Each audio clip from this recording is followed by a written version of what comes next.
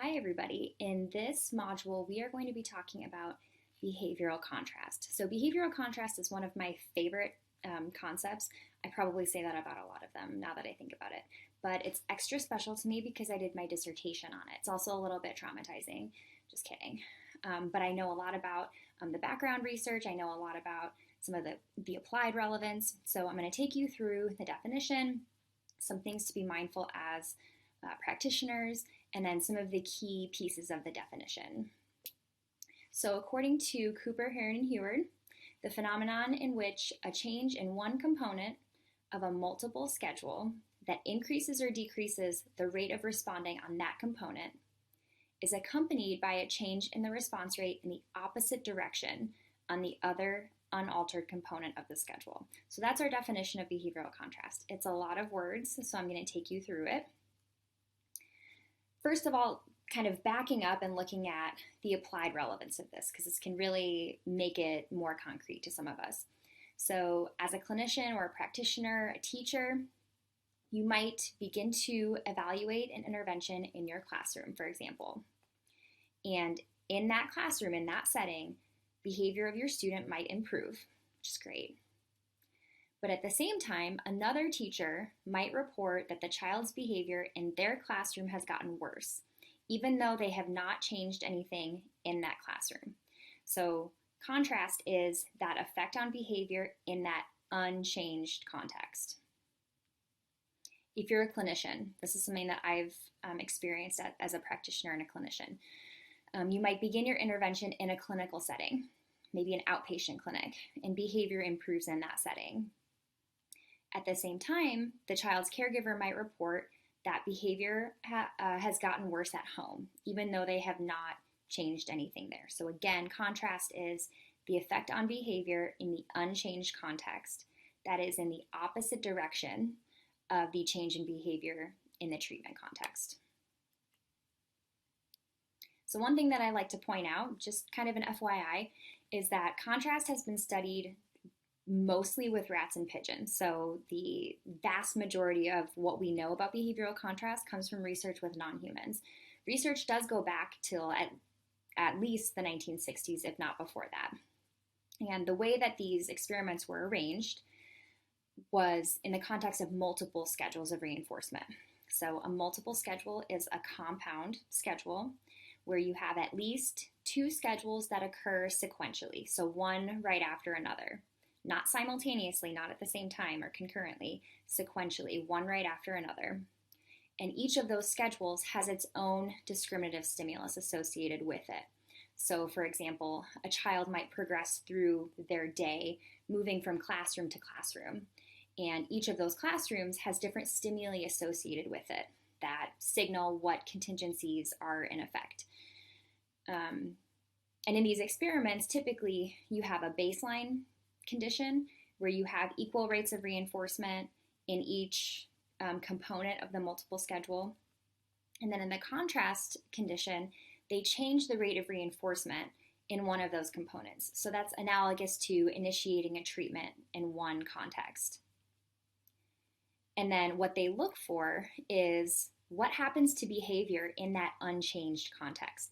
And sometimes what happens is behavioral contrast, is that behavior in that unchanged context or unchanged component changes in the opposite direction, which, if you think about it, is crazy. It's terrifying, it's fascinating, but typically when we look at the effects of changes in contingency or implementing interventions, we're interested in, what happens to behavior in that context.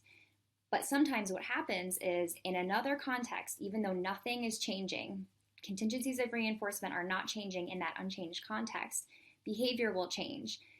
And sometimes in the opposite direction, which is just fascinating to me. But at the end of the day, what do you do about it? So unfortunately, in the applied world and clinically, we don't really know how often this happens. We tend to talk more about generalization.